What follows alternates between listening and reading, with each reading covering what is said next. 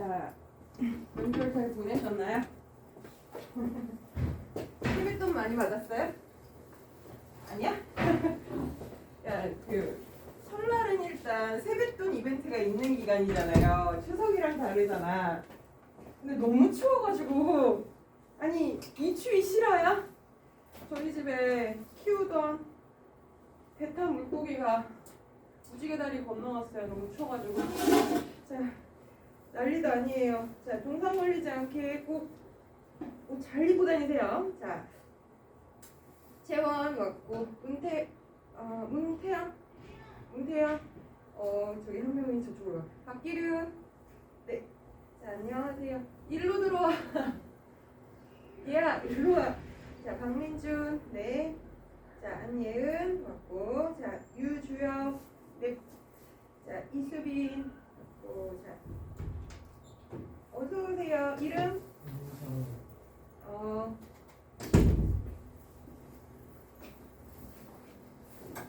김정호 네. 이희연 네. 이찬호 네. 자, 정주윤 네. 자, 정지훈 전원 출석인 거야? 자, 문태윤 이 친구는 못 오는 건가요? 문태원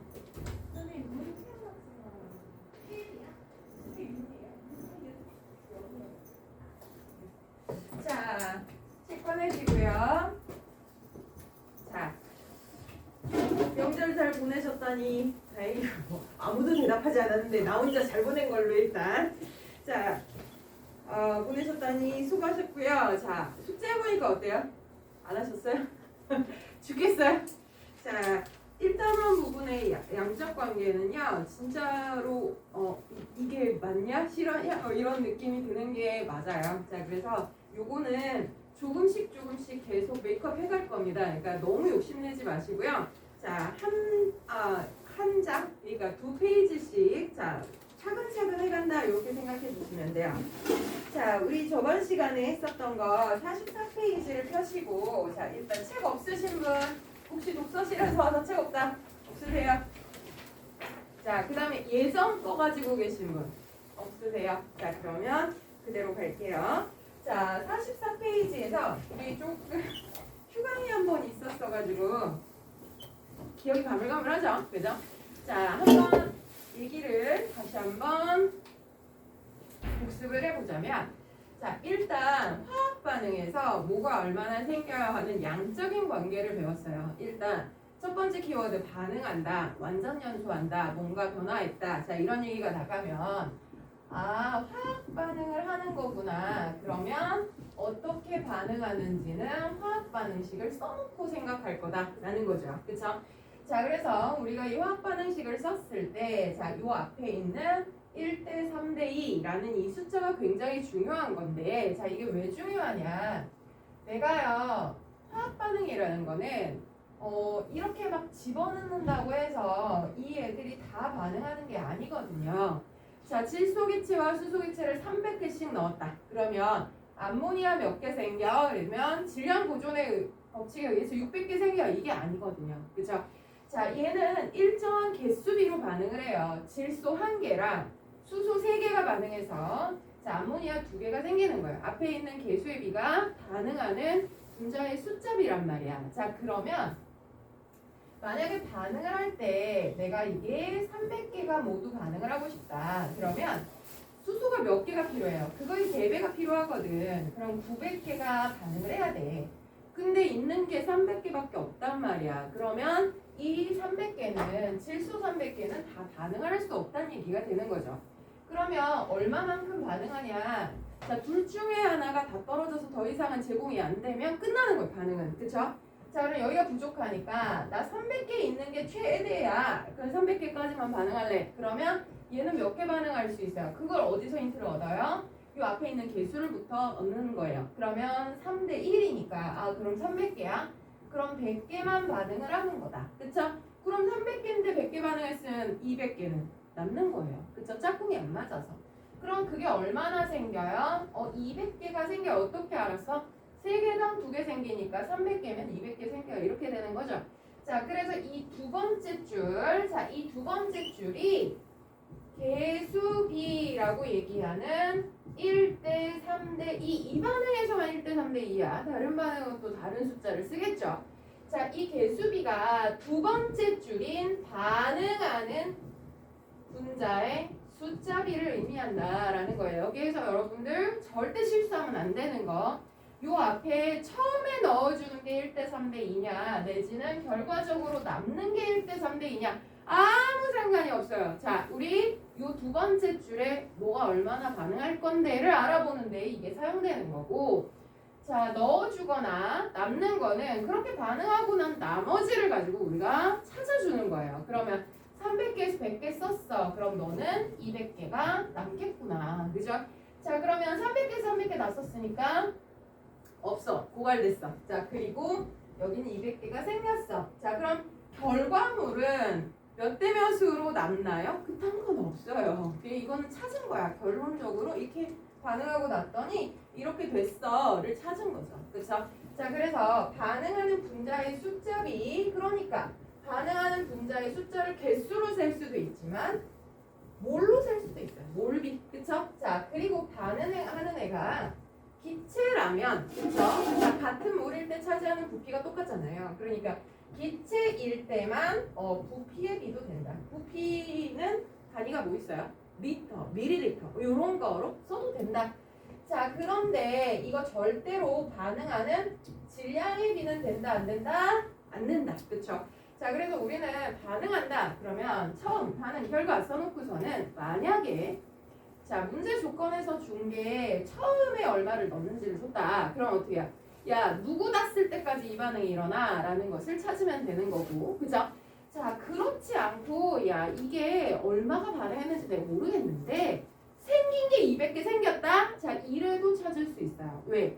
이게 200개 생기잖아? 그럼 반응하는 건 무조건 3대 1 이렇게 될 거잖아. 그럼 200개 생겼어. 이건 300개 반응했고 100개 반응했어. 이렇게 두 번째 줄은 생긴 걸 얘기해줘도 우리가 다 찾을 수 있다는 얘기예요. 그쵸? 자, 그래서 요것이 자, 우리가 화학 반응의 양적인 관계에 관한 얘기였어요. 자, 44페이지를 다시 풀어봤더니 나는 얘를 모르겠다 하는 거 있으신 분? 자, 여기 있으세요? 자, 다시 한 번만 풀자 하는 거 있으시면 얘기해 주세요. 잠시만요. 오늘 굉장히 많은 알림이다. 이게 미친 듯이 떴는데, 못 와요 뭐 이런 걸까요? 아니네요. 자, 그건 아닌 것 같으니까 바로 넘어가고요. 자, 여기 괜찮으세요? 자, 그러면 이것과 관련된 문제를 자, 한두 개는 풀어보셨을 테니까 자, 50페이지에 1번에서부터 5번까지 중에 자, 푸신 분들 채점 좀 해주세요. 자, 푸신 분들 채점하시고 자, 저는 2번을 한번 풀어보겠습니다. 자, 2번이 중요한 내용이 있어서 풉니다. 자, 2번 같이 한번 볼게요. 자, 강철 용기에 A2와 B2를 넣고 반응을 시켰을 때 새로운 기체가 생성되는 반응을 나타낸 것이다. 자, 이거에서 자, 보이는 대로 한번 써볼까요? 자, 하얀색 두 놈이 붙어 있는 건 A2일 거예요. 맞죠? 그죠? 자, 그 다음에 빨간색은 B2야. 그치? 자, 근데 얘네가 몇 개 있어? A2는 4개, 자, B2는 3개야. 자, 근데 결과물에는 뭐가 나왔냐면 자, A 2개에다가 B 하나인 애가 생성이 됐어. 맞죠? 하얀색 2개, 빨간색 하나 붙어 있어. 그죠? 근데 그게 몇 개야? 4개가 생겼고요. 자, 그 다음에 B2가 하나 남았어. 자, 여기에다가 별도. 자, 이거요. 화학 반응식 보이는 대로 썼더니 이렇게 썼어요. 자, 이게 화학 반응식일까요? 자, 요 얘기를 좀 강조를 하려고요. 자, 화학 반응식이라는 거는요, 가장 간단한 자연수의 B로 나타납니다. 자, 왜 그래? 그럼 봐봐. 이거 4개랑 이거 3개를 반응했더니 자, B가 하나 남았어. 그럼 만약에 이거 4개랑 이거 4개랑 반응하잖아? 그럼 B 몇 개 남아? 2개. 그치? 그러면 3B2, 1B2로 돼요. 4B2, 여기 2B2. 한 1000개는 쓸 수 있을걸? 이렇게 쓰지 않는다. 자, 그러면 어떻게 하라는 거냐? 자, 화학 반응식의 공통항이 있잖아요. 이 항에서 가장 간단한 항으로 바꾸는 거예요. 자, 넘어가. 그럼 뭐야? 4의 A2 더하기. 자, 자, 이거 마이너스 B2가 되죠? 2개의 B2가 4개의 A2B. 자, 이것도 틀려요. 왜? 가장 간단한 자연수. 그쵸? 약분이 되잖아. 그럼 어떻게 해야 돼? 약분해. 자, 2개의 A2, 하나의 B2. 그래서 2개의 A2B. 자, 이렇게 됩니다. 맞죠? 그지? 자, 그러면 이게 올바른 화학 반응식이에요. 선생님, 근데 자, 이거 넣어준 거는 4개, 3개, 그거는 그러면 우리가 어떻게 구별해? 자, 그게 야, 처음에 몇 개야? 반응할 때 어떻게 돼? 결과가 뭐야? 인 거예요. 첫 번째 그림은 여기에요. 처음에 얼마 넣었는지. 그죠? 자, A2를 몇 개 넣었어요? 4개를 넣었어요. 그쵸?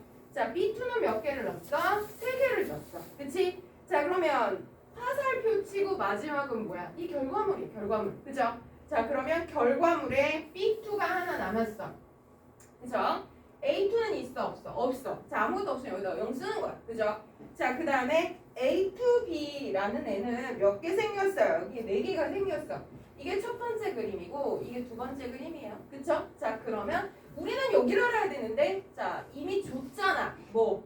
4개였는데 0이 됐대. 그럼 얼마야? 마이너스 4. 자, 4개가 다 반응을 한 거예요. 그쵸? 3개였는데 하나가 남아요. 아, 2개가 줄어든 거예요. 그쵸? 자, 여기 하나도 없었는데 생겼어요. 4개가 생긴 거예요. 자, 이러고 나서 확인. 자, 요 두 번째 줄은요. 앞에 있는 개수비와 동일해야 돼요. 1하다. 2대 1대 2. 그치? 자, 근데 4대 2대 4면 2대 1대 2 맞아? 맞네. 그쵸? 곱하기 2한 거야. 그치? 자, 그러면 나 괜찮게 했네. 가 되는 거예요. 그쵸? 자, 그 그림을 이렇게 쓸 수 있어야 되는 거예요. 자, 이렇게. 자, 중요한 거 뭐? 가장 간단한 자연수비로 나타낸다라는 거 꼭 기억해 주라라는 거예요. 자, 그러면 내가 뭐가 어떻게 반응했는지 어디다 써라? 밑에 3단에다 써라. 처음에 얼마였니?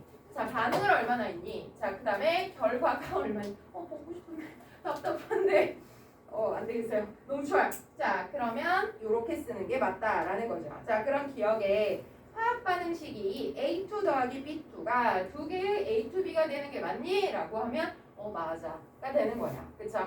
자, 그 다음 니은에 A2 1몰이 모두 반응하려면 B2 2몰이 필요하다. 자, 이게 2대1이야. 그지? A2가 1몰 있었어. 그럼 B는 그거의 반절 필요해. 그럼 0.5몰 필요한 거예요. 그죠? 자, 그러면 니은은 틀려. 자, 그 다음 디귿에 용기에 B2를 더 첨가하면 생산물 양이 늘어나냐. 자, 지금 현재 결과를 보세요. 누가 부족한 거예요? A2가 없어서 이 반응이 끝난 거예요. 근데 B2를 더 넣으면 생성물이 생기니? 아니, 부족한 건 A2야. 그죠? 자, 그러면 틀려가 돼요. 답은 1번. 기억이 돼주는 겁니다. 가능하시죠? 자, 요 밑에가 어려워서가 아니라 요거 때문에. 그쵸? 자, 요거를 메모를 좀 해주셨으면 좋겠습니다. 자, 그럼 1, 2, 3, 4, 5 중에 나 풀었으면 좋겠다. 번호 쓰세요. 자, 그러면 51페이지에 물론 오늘 다 안 풀어와서 선생님 나 이거 나중에 질문해야 되는데 어떡하지? 받아드릴 거예요. 걱정 마세요. 자, 6번에서 9번까지 중에 질문 한번 받아볼까요? 6번에서 9번까지 중에 질문 아직 안 풀었어요? 자, 알았어요. 자, 그러면 요거에서 아직 안 풀거나 다 못하신 분들은 45페이지로 넘어올게요. 자, 용액의 농도 제가 두 번째 테마에 대해 했던 얘기. 자, 용액이라는 것은 혼합물이에요. 자, 물하고 누군가하고 섞여 있을 때 농도는 진짜로 거기 안에 녹아있는 물질이 얼마나 돼? 라는 진한 정도를 나타내는 표현 기술이었어요. 그쵸? 자, 그래서 용액의 농도라는 건 진한 정도인데 두 가지를 얘기를 했었어요. 퍼센트 농도는 일반적으로 많이 사용하는 농도이기는 하다. 그쵸? 자, 그러면 이거는 용액의 그람. 자, 질량이라고 외우지 맙시다. 왜냐하면 질량의 단위가 굉장히 많아요. 그람도 있고 킬로그램도 있고 미리그램도 있고 뭐 많아. 그쵸? 근데 그 중에서 그람으로 바꿔야 된다. 만약에 물이 1kg 있다. 그러면 물 1000g 이런 식으로. 그쵸? 자, 분해 용액 용액의 그람 분해 분자는 용질의 그람 여기 100이에요. 그쵸? 자, 그래서 이거 단위는 백분율이라서 100 이렇게 표현을 합니다. 그죠? 자, 이거는 뭐 많이 하셨던 거라 제가 다시 얘기하지는 않겠습니다. 자, 요거 용액이라는 것만 신경 써주시면 되겠죠? 자, 그러면 몰 농도라고 부르는 새로운 아이. 자, 라지엠입니다. 자, 이거는 용액의 질량이 아니라 부피예요. 리터. 자, 얘도 마찬가지 단위로 외웁니다. 자, 이게 부피를 나타내는 단위가 리터도 있고 밀리리터도 있거든. 자, 그 중에서 얘 리터야. 그죠? 분해 용질의 몰을 나타내는. 자, 그래서 이거는 단위가 몰 나누기 리터를 내면은 몰 퍼 리터 이러셔도 되고, 이걸 라지엠 이렇게 표현해도 똑같은 걸로 쳐줍니다. 자, 그러면 이것이 몰 농도 계산하는 방법이었다. 자, 그러면 자, 요것과 관련된 내용들을 한번 보도록 할게요. 자, 45페이지에 몰농도 바로 아래에 있는 예제를 한번 볼게요. 수산화나트륨 4.0g을 물에 녹여 만든 수산화나트륨 수용액 100ml의 몰농도를 구해라 라고 하면, 자, 제가 써볼게요. 자, 뭐라 그랬냐면 NaOH를요 4g 녹여서 수용액이면 뭐야? 물이랑 NaOH랑 섞여서 500ml를 만들었대. 자, 이 용액의 몰농도가 얼마니? 라고 하면 고민하지 말고, 자, 뭐래요? 용액의 리터 분의 용질의 몰. 항상 정의를 생각하세요. 자, 용액이 어딨니? 여기. 자, 리터로 바꾸면 돼. 그죠? 500ml로 나왔으니까 리터면 얼마야? 용액 0.5리터. 자, 여기서 중요한 거는 요 얘기가 반드시 있어요. 그죠? 자, 만약에 NaOH 4g과 물 500ml를 섞었다. 이러면 500이라고 쓰면 안 돼. 왜? 물이 500이면 용매가 500인 거지. 섞어서 500이 아니라는 거야. 그죠? 근데 여기 물 500에다가 NaOH 4g을 섞으면 500ml 아니야? 이러시면 이 4g만큼 부피 늘어요. 근데 얼마나 늘어요? 그걸 몰라. 그러니까 그 경우에는 못 구해요. 그죠? 자, 근데 얘는 이거 섞어서 혼합 용액이 500이라고 줬으니까 땡큐. 자, 그러면 0.5리터 그냥 쓰셔도 된다는 거야. 그죠? 분해. 자, 얘 용질의 몰이야. 용질 몰은 어떻게 따지더라? 자, NaOH 녹아있는 애가 몇 몰 녹았는데? 를 보는 거예요. 자, NaOH 화학식량이 얼마야? 40이야. 자, 1단원에서 겁나 열심히 우리가 저기 했었던 거, 연습했었던 거. 자, 화학식량이 뭐야? 1몰일 때 질량 거. 그렇죠? 1몰일 때 40g이야. 근데 현재 4g 녹았대. 그럼 몇 몰이야?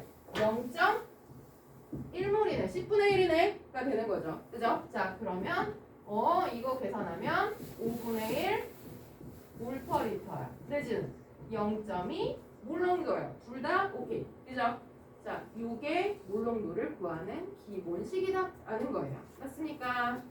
자, 그러면 넘기셔서 자, 45페이지에 특징을 제가 얘기 드렸어요. 자, 이거는 부피 단위를 사용하기 때문에 온도와 압력에 따라서 농도가 달라질 수 있어요. 그죠? 오늘 같은 날은 진짜 표기해야 돼. 그치? 자, 평상시 때에는 25도씨 1기압이라고 가정하거든요. 근데 실험실 환경이 이거에서 벗어나는 일이 그렇게 많진 않아. 근데 오늘 같은 날은 벗어나지 않겠니? 그죠? 자, 우리 참치가 이 세상을 떠날 만큼 추운 날은 어쩔 수 없이 표기해야죠. 오늘 지금 몇 도래? 영하 19도 막 이러던데? 그죠? 자, 그런 때에는 그때는요 농도가 진해지나요? 흐려지나요? 생각해 보면 돼요. 자, 온도가 낮아져. 그러면 얘는 안 변해. 얘는 질량값이니까. 자, 요거예요. 공간의 크기. 자, 온도가 낮아지면 분자 운동이 어때요? 느려지죠? 그치? 그러면 부피는 작아질 수밖에 없겠다. 그쵸? 그러면 농도는 진해지는 효과를 나타내게 되기는 합니다. 그쵸? 자, 어쨌거나 온도 압력에 따라서 변화한다라는 거죠. 자, 그러면 밑에 참고 자료창만 눈으로 한번 볼게요. 자, 0.1 몰농도 황산구리 수용액 만들기.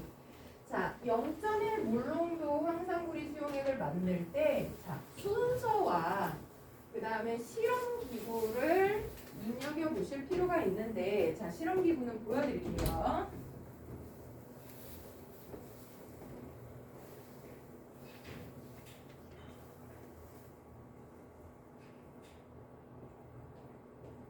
자, 여러분들이 실험 기구를 직접 보는 거랑 아닌 거랑 다르니까 자, 얘가 몰롱도를 만드는 실험 기구예요. 자, 사실 퍼센트 농도보다는요, 실험실에서 몰롱도를 훨씬 더 많이 사용해요. 이유는 뭐냐면, 사실 뭐, 아까 뭐를 따로 계산하지 않아도 돼요. 이것도 중요한데, 중요한 거는 편하게 만들 수 있어야 돼요. 근데 실험실에서 사용하는 저울은 굉장히 정밀한 기계입니다. 그래서 보통 소수점 넷째짜리까지 그 질량을 측정할 수 있어요. 그러니까 뭐 이렇게 설탕을 잰다. 그 설탕 한 숟갈 딱 올리면 뭐 1g 이게 아니라 1.012g 이렇게 나온다는 거예요. 굉장히 미세해요. 자, 근데 그렇게 정밀한 기계라는 것은요. 야, 소수점 몇째짜리까지 구할 수 있는 게 도대체 최대 몇 g까지 잴 수 있을까요? 그러면 대체로 두 자릿수입니다. 그러니까 뭐 10몇 g, 30몇 g 이거는 재는데 100g만 넘어가도 질량을 측정하기가 어려워요. 선생님 되게 크게 측정하고 되게 정밀한 기구는 안 되나요? 그런 거 한번 만들어봐. 아마 겁나게 잘 팔릴 거야. 자, 근데 둘 중에 하나는 사실 쉽지가 않아요. 그렇기 때문에 굉장히 정밀한 기계를 가지고 만약에 내가 용액을 만드는데 용액을 한 500g쯤 만들고 싶다. 그러면 몇 번 만들어야 돼? 500g이면 정밀 기계 뭐 해봐야 뭐 100g도 못 재는데 그저 50g짜리 그럼 10번을 만들어야 돼. 미쳤나 보다. 그치? 자, 그게 너무 귀찮은 거야. 그래서 자, 몰롱도 용액은요. 자, 공간의 크기를 사용하잖아요. 그러니까 아예 부피가 정해진 이런 실험 기구를 이용하는 거예요. 자, 그래서 얘를 뭐라 부르냐면 부피 플라스크라고 부릅니다. 자, 특정 부피가 여기 선이 그어져 있어요. 여기까지 넣으면 얘는 500ml짜리거든요. 여기까지 넣으면 500ml예요. 라는 게 정해져 있는 애예요. 자, 그러면 만약에 내가 자, 거기에서 얘기하는 0.1 몰롱도 황산구리 수용액을 만들 거다라고 하면 자, 0.1 몰롱도 황산구리 용액은요. 자, 이거 정의를 생각해 볼게요. 0.1 몰롱도면 용액 1리터 안에 용질이 얼마 들어있는 거야? 0.1몰 들어있는 거야. 그쵸? 자, 근데 선생님 나 500ml밖에 없는데? 그럼 어떡하냐? 계산하면 돼요. 용액이 자 1리터가 아니라 0.5리터가 될 때는 어떻게 해요? 그러면 용질을 0.05몰을 넣으면 그럼 약분하면 0.1 몰롱도 똑같잖아. 그치? 자, 내가 용액의 양을 얼마든지 조절 가능하다는 거.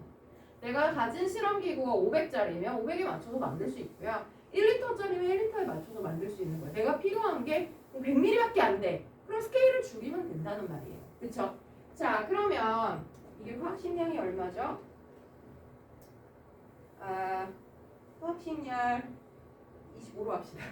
자, 너무 그지 같으니까. 자, 25로 할게요. 자, 1몰이라면 25g 들어간다는 뜻이에요. 그죠? 자, 근데 나 이제 500ml로 만들 거야. 자, 그러면 0.05몰이 필요해. 그러면 몇 g 사용해야 될까? 2로 하면 되죠. 자, 1몰일 때 25g이 나가. 근데 내가 필요한 게 0.05몰이야. 그러면 그거 얼만데? 를 계산하는 거예요. 자, 이거 20분의 1이겠죠? 그죠? 자, 그러면 25 곱하기 20분의 1 그러면 4분의 5니까 1.414 428 1.25인가요? 맞아요? 그죠? 자, 그러면 나는 1.25g의 황산구리를 사용하면 되는 거예요. 그쵸? 자, 그러면 아까 정밀한 저울이 소수점 넷째짜리까지 구할 수 있다 그랬으니까 거기에다가 CuSO4 1.25g 재는 거 어렵지 않아요. 그죠? 자, 1.25g을 재요. 황산구리는 상온에서 고체인입니다. 그러면 약포지를 깔고 1.25를 재요. 자, 그런 다음에 이 순서를 잘 봐주세요. 자, 요거를 만들 거야. 이제 1번 필요한 CuSO4를 정확히 잽니다. 된다. 자, 근데 사실 뭐 이거를 좀 대충 만들려면 그 젠거 여기다 이렇게 집어넣으면 돼요. 근데 사실 COSO4를 재서 여기다 넣다 보면 이 목이 좁아. 그래서 잘못 넣다가 튕 튀겨나갔어. 대략 에라죠. 그죠? 다시 해야 돼, 처음부터. 그렇기 때문에 사실 고체를 여기다 직접 집어넣는 거는 실패를 할 가능성이 되게 높아요. 그래서 비커에다가, 비커가 뭔지는 아시죠? 그냥 투명 컵, 작은 컵에다가 자 1번을 넣고요. 약간의 증류수로 녹입니다. 자, 왜냐면 증류수로 녹이면 액체가 되면 이거 쭈루룩 따라 넣는 거 할 수 있잖아. 그치? 자, 그래서 비커에다가 1번을 넣고 대충 녹인 다음에 여기다 넣을 거예요. 그죠? 자, 그래서 2번을 자, 우리 500짜리를 사용하기로 했으니까 500ml짜리 이게 뭐라고? 이름이 부피 플라스크예요. 자, 여러분들이 헷갈리면 안 되는 건 자, 이게 보세요. 목이 굉장히 길어요. 그리고 이렇게 세워놓을 수 있게 평평하게 생겼습니다. 그렇죠? 자, 왜냐하면 내가 용액이 이렇게 만들어 놓고 필요할 때마다 이렇게 따라서 쓸 거란 말이야. 근데 여기가 완전 동그랗게 생기면 어떻게 옆으로 넘어지죠? 자, 이렇게 생긴 애가 부피 플라스크예요. 자, 요거랑 유사하게 생겼지만 상당히 다른 애는 이렇게 동그랗게 생긴 애. 얘는 안 세워져. 그죠? 자, 얘는 둥근 바닥 플라스크라 그래서 얘는 보통 화학 반응을 할 때 사용을 합니다. 리플럭스라 그래서 뭐 이렇게 뭔가를 증류시키거나 자, 뭐 액체를 휘발하고 싶거나 이럴 때 사용해요. 그래서 요런 애는 아니고 이렇게 평평하게 생긴 애다. 그렇죠? 자, 부피 플라스크에 넣고 여러 번 증류수로 헹군다. 자, 이게 무슨 뜻이냐면 헹군다 그러니까 여기다가 용액을 넣고 자, 이거를 버리고 다시 이렇게 헹군다. 이거야? 아니야. 자, 아까 비커에다가 내가 필요한 걸 녹였잖아요. 여기다 따라 넣었어. 근데 따라 넣고 나면 여기 액체가 조금 남을 수 있잖아요. 그치? 여기 뭐 한두 방울 남은 게 있어. 그 오차가 될 거잖아. 그러니까 어떻게? 비커에다 다시 증류수를 넣어요. 살살 또 넣고. 왜? 우리 여기까지 채울 거니까 그죠? 여러 번 해도 상관이 없어요. 그러니까 비커를 여러 번 헹궈서 여기다 집어넣겠다는 거예요. 자, 넣고 비커를 여러 번 증류수로 헹궈서 여기다 넣습니다. 자, 그리고 나서 우리는 무엇을 만들어야 돼? 용액을 여기까지 500ml 만들면 돼. 근데 용질은 이미 다 들어갔잖아. 그럼 용액이 500이 되려면 물을 여기까지 채우면 되는 거예요. 그죠? 자, 증류수를 표선까지 채우는 뚜껑을 닫아서 흔들어준다. 하시면 돼요. 그치? 자, 여기까지 채웠어. 500ml 채웠어. 나 뚜껑. 여기. 자, 500ml 채웠어. 자, 그러면 여기만 용질이 남아있을 수도 있잖아요. 그죠? 골고루 섞어야죠. 뚜껑 딱 닫고. 자, 이 상태에서 흔들어주면 우리가 다 한 거예요. 그러니까 뭐 이 용액을 다시 질량을 또 재고 이럴 필요도 없어요. 그냥 용질 질량만 한번 재면 때려놓고 표준까지만 물키면 끝났어. 인 거야. 되게 간편하죠. 그러니까 퍼센트 용액을 만약에 퍼센트 용액을 만든다 그러면 되게 복잡해. 자, 봐봐. 내가 용액 100g을 만들 거야. 그러면 자, 저울이에다 물을 100g보다 조금 작게 넣어. 그런 다음에 얘 1.25g을 또 넣으면 1.25 늘겠지. 자, 그 상태에서 용액이 100g이 될 때는 물을 조금씩 계속 넣어야 돼. 이게 되게 귀찮아. 그지? 자, 시간 많이 들어. 근데 얘는 이거까지만 채우면 되는 거예요. 그죠? 이거 훨씬 편리하다 말이죠. 그죠? 자, 그런데 요거에서 자, 중요한 점. 귀찮다고 1.25g 쟀어. 그리고 물을 여기까지 500ml 딱 채워놔. 그런 다음에 요거를 전신의 손이에요. 이렇게 샥 넣고 뚜껑 닫아 흔들었다. 자, OX 절대 X. 왜? 물이 500이면요. 저거 들어가는 순간 부피가 500을 넘어요. 선생님 그래봐야 0.01 늘지 않나? 그치. 근데 화학하는 애들한테 그건 어마어마한 차이인 거야. 야, 500이 아니라 500.1이잖아. 이래. 그러니까 왜 이러시는데 엄청난 차이가 나요. 그죠? 자, 제가 화학하는 애들이 왜 성격 나쁘다고 그랬어요? 그만큼의 차이로도 완전 다른 게 만들어져요. 그렇기 때문에 굉장히 중요합니다. 순서. 그죠? 용액이 500이 돼야 되니까 용지를 먼저 집어넣고 물을 채워서 500을 만든다. 자, 이 순서만 잘 지키면 된다는 겁니다. 가능하죠? 그죠? 자, 그래서 거기에 45페이지에 보시면 얘는 1리터를 만든 걸 써놨어요. 저는 500ml로 만들었어요. 자, 둘이 똑같아요. 다만 스케일만 반으로 줄었다. 그쵸? 자, 그래서 그 순서 잘 기억해 주시면 되겠다라는 겁니다. 자, 그러면 넘기셔서 자, 408페이지에 408페이지가 아니라 48페이지 자, 문제를 한번 볼게요. 자, 5번 말고 자, 2번? 아니야. 3번 한번 볼까요? 3번. 자, 다음에 물농도를 구하라 라고 했는데 자, 뭐 사실 쉽기는 하지만 자, 여러분들이 풀었는지 안 풀었는지 잘 모르니까 자, 한번 보고 갈게요. 아, 나 오늘 왜 이렇게 떨어뜨리냐. 자, 3번에 1번 볼게요. 질산나트륨 8.5g이 녹아있는 수용액 100ml. 자, 물농도 구하라 그러면요. 다른 거 생각할 필요가 없어요. 그냥 정의. 용액의 리터분의 용질에 뭘 쓸 건데 이러면 돼요. 자, 그래서 용액이 몇 리터야? 그랬더니 수산화나트륨 수용액 100ml. 나 마음에 안 들어. 자, 뭘 써요? 리터가 좋아. 그러면 0.1리터. 선생님, 1ml가 몇 리터예요? 1000ml가 1리터예요. 이건 기억하세요. 그죠? 자, 농도의 단위 환산을 못해서 못하시면 슬픕니다. 자, 분해 용질은 몇 몰이야? 질산나트륨은 1몰이라면 85g 들어가. 자, 근데 8.5g 그럼 0.1이구나. 그럼 이 약분 1몰/리터 이렇게 쓰시면 되겠죠. 그죠?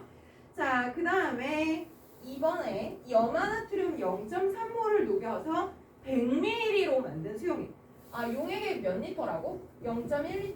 그죠? 자, 그 다음 용질은 대놓고 0.3몰이라고 줬어. 고마워. 인 거죠. 3. 근데 나는 몰/리터로 쓰고 싶은데 그래, 네 맘대로 해. 자, 아무거나 둘 다 괜찮아. 자, 그 다음에 수산화나트륨 수용액 500ml. 그 용액은 0.5리터. 분해 용질은 수산화나트륨 1몰이라면 40g 나간대. 그럼 1몰이네. 그죠? 자, 그러면 5분의 10이니까 2몰/리터 하시면 되겠죠. 그쵸? 자, 라지엠으로 써도 돼. 그죠?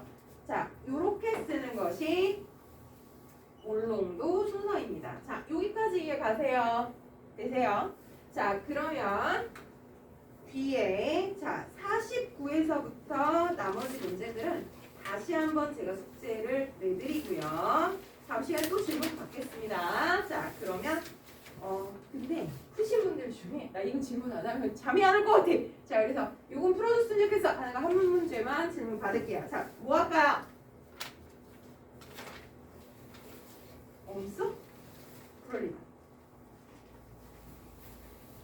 자, 위에서 운동 문제를 한번 해볼까? 자, 53페이지예요. 중요라고 되어 있는 걸 한번 해봅시다. 자, 14번. 저 지우는 동안 안 풀어보셨던 분들은 한번 풀어봐 주세요. 자, 14번. 연습 문제. 자, 요거 이제 1단원 풀고요. 오늘 나갈 2단원 내용은 조금 쉬워요. 그래서 그냥 편안하게 들으셔도 되는 내용이라 14번 한번 해봅시다. 25도씨 용액에 사실 이게 정상이에요. 용액에 온도를 줘야 됩니다. 원칙상으로는 압력도 얼마라고 줘야 되는데 보통 1기압에서 하니까. 그죠? 자, 압력이 달라지는 일은 거의 없습니다. 자, 그럼 14번. 자, 20도씨에서요. NaOH 화학식량은 40이래. 자, 그런데 가에는요. 가 용액은 10% NaOH 용액. AQ는 용액이라는 뜻이죠. 10g. 그러면 이거에 녹아있는 NaOH의 몰을 구하라. 자, 그러면 우리 아는 대로 가면 되죠. 자, 10%라는 건 뭐예요? 용액의 그람. 근데 이 용액이 몇 g인데? 10g 있어요. 그죠? 분의 용질의 그람. 몰라. 그걸 구하래. 그쵸? xg 합시다. 곱하기 100. 한 개 10%란 뜻이에요. 그죠? 자, 그러면 X 값은 얼마가 들어있어요? 그러면 약 1g 들어있다는 얘기구나. 그쵸? 자, 누가? NaOH가 용질이잖아요. 그치? 자, 그러면 그게 몇 몰이에요? 라고 물어봤어요. 자, NaOH는요 1몰일 때 40g 나간다 그랬어요. 자, 근데 얘 1g이야. 자, 몇 몰입니까? 라고 하면 Z몰 이렇게 쓸게요. 그죠? 자, Z는 몇 몰이에요? 40분의 1몰 들어있어요. 하시면 되겠죠? 그죠? 자, 그러면 가수용액 4g에 증류수를 넣어서 만든 0.1 몰농도 NaOH. 어려워. 자, 봅시다. 나 어려워요. 나는 가수용액 4g. 그죠? 플러스 증류수를 넣어서 자, 이거 NaOH 용액으로 X ml를 만든 거예요. 맞죠? 자, 근데 이 X ml의 농도가 0.1이에요. 그쵸? 자, 그러면 우리가 알고 있는 마지막을 먼저 보자고요. 항상 농도 문제는 그래서 마지막이 뭔데를 보는 거야. 자, 마지막은 0.1을 만든 거야. 자, 0.1은요. 몰농도잖아요. 그러면 용액의 리터분의 용질의 몰이야. 그죠? 그럼 용액의 리터부터 가자고. X ml에. 그러면 리터로 바꾸면 얼마예요? 1000분의 X 리터. 따라와요. 자, 밀리리터를 리터로 바꾸는 바람에 1000으로 나눴어요. 그죠? 분의 자, 용질의 몰수인데요. 자, 중요한 거. 얘들아, 용질은 뭐를 바꾸려면 화학식량분의 질량이어야 돼. 그럼 NaOH니까 화학식량은 40이 맞아. 그치? 자, 그런데 이 용액 4g을 갖고 왔으니까 NaOH가 4g이야. O야 X야? 절대 X예요. 자, 여기서는 10g 안에 1g이 들어있었어요. 그지? 저 근데 용액 4g 안에 4g이 들어있 말도 안 돼. 그죠? 자, 그러면 10일 때 1g이면 1g일 때는 몇 g 들어있어요? 얘들아, 10g 안에 NaOH가 1g밖에 안 들어있어. 용액 안에는 10분의 1만큼 들어있으니까. 그럼 이 용액이 1g이면 NaOH는 얼마 들어있다는 거야? 0.1g 들어있다는 거예요. 맞아요? 기준 따라와요? 응. 기준 따라와요? 응, 좋아. 자, 그러면 4g이야? 그 안에 NaOH는 얼마나 들어있다? 10분의 1만큼. 그럼 0.4g 들어있네. 맞죠? 아, 그럼 여기는 0.4. 이렇게 되는 거야. 그러면 이렇게 해서는 0.01몰 분의 1000분의 X 리터 한 게 0.1이래 이거지. 그치? 그러면 이제 계산이 어려운데? 나도 어려워. 자, 0.1은 10분의 1이죠. 자, 이렇게 크로스로 할게요. 자, 그러면 1000분의 X 이퀄 이거 10 곱하면 0.1 그쵸? 자, X 값은 얼마가 돼요? 100ml가 되는 거죠. 그치? 자, X는 ml였거든요. 자, 그러면 NaOH는 몇 ml 넣는 거야? X는 얼마야? 100이요. 하시면 됩니다. 이 가죠. 그죠? 자, 요것이 이제 조금 응용된 농도 문제가 되는 거죠.